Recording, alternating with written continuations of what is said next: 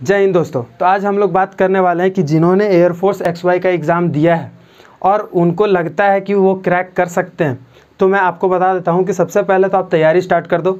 इन चीज़ के चक्कर में मत पड़ो कि रिज़ल्ट कब आएगा।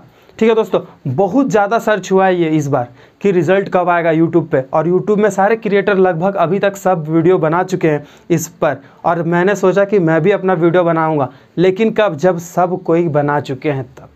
अब आप जाके सर्च कर लो कि रिसेंटली किसने बनाया है, रिज़ल्ट कब आएगा, या फिर रिजल्ट से रिलेटेड जो कि एयरफोर्स XY का रिज़ल्ट आने वाला था जो कि पोस्टपोन्ड हो गया, उससे रिलेटेड आप जाके देख सकते हो कि अब यूट्यूब पर वैसा वीडियोज़ नहीं आ रहा है।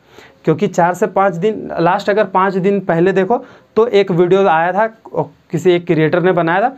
तो दोस्तों यहाँ से मैं इसलिए आज वीडियो ये बना रहा हूँ क्योंकि जब सारे यूट्यूबर ने अपना थॉट दे दिया कि हाँ ये बात है, उसके बाद मैं अपना वीडियो बनाता हूँ कि किसी ने वो सॉल्यूशन आपको दिया ही नहीं, किसी ने आपको वो सॉल्यूशन दिया ही नहीं कि अगर रिज़ल्ट नहीं आ रहा है। देखिए, आपको हर टीचर आपको इतना तो ज़रूर बताएंगे कि रिज़ल्ट नहीं आ रहा है, पैनिक नहीं होना है, अपना तैयारी लगे रहना है, ये आपको हर टीचर बताए। बट मेरा अगर बात मानो तो एक बात याद रखना कि अगर आपका रिज़ल्ट अभी तक नहीं आया है तो आपको चिंता करने की बिल्कुल बात नहीं है। दूसरा बात है कि आपको तैयारी करते रहना, जी बिल्कुल करते रहना। बट एक बात याद रखिएगा कि जब आपका एयरफोर्स XY का रिज़ल्ट अभी तक नहीं आया है तो आप एयरफोर्स वाई ग्रुप का तो तैयारी किए थे ना, इसका तो आप तैयारी किए होगे कि नहीं किए होगे, तब तो आप एग्ज़ाम में बैठे। तो ये जो तैयारी आपने किया है, इस नॉलेज को आप कहीं पे और यूज़ कर सकते हो, और वो है SSC GD। ठीक है, SSC GD का फॉर्म देखो आप, 1 महीना हो गया रिलीज़ हुए। तो आपको मैं बस यही कहना चाहता हूं कि जितने भी ऑडियंस ये वीडियो देख रहे हैं जिन्होंने एयरफोर्स XY का एग्ज़ाम दिया था, मैं कहता हूं कि जाकर आप SSC GD का भी फॉर्म अप्लाई करो। इसलिए क्योंकि पता है कि ये रिज़ल्ट आने में थोड़ा लेट कर रहा है, और इस बीच में क्या है कि आपका रिज़ल्ट मान लीजिए आ भी जाता है। अगर मान लीजिए आपका ये मंथ आ ही जाता है लास्ट मंथ में, या फिर फर्स्ट वीक ऑफ सितंबर, तो आ ही जाएगा, फिक्स है। इतना तो आपको पता है और मेरे को भी पता है, और लगता भी है कि उतना दिन में आ ही जाएगा। तो ठीक है दोस्तों, अगर मान लीजिए आपका रिज़ल्ट आ गया तो फिर क्या करोगे आप, फेज़ 2 का तैयारी और जम के करोगे। ठीक है, लेकिन अगर आपको लगता है कि आपका एग्ज़ाम निकल रहा है तो मैं दोस्तों बताता हूं कि आप सिर्फ और सिर्फ फोकस्ड रहो किस पे, फेज़ 2 के बारे में। फेज़ 2 में पूरा फोकस्ड कर दो अपने आप को पूरा। ठीक है, अब बात करते हैं जिनको लगता है कि हाँ थोड़ा चांस है, थोड़ा चांस नहीं है।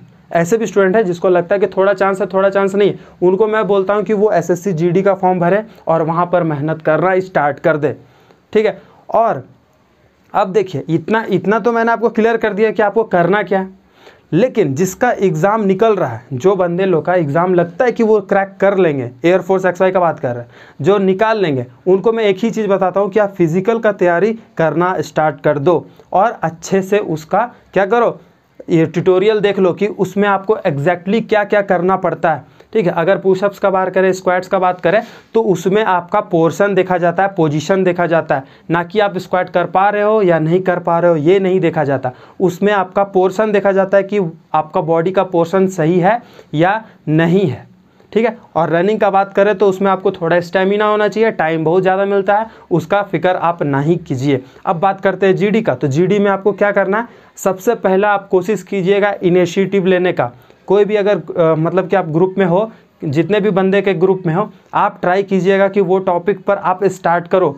लेकिन ऐसा भी तो नहीं है कि सारे बच्चे एक साथ स्टार्ट कर सकते हैं, बिल्कुल नहीं।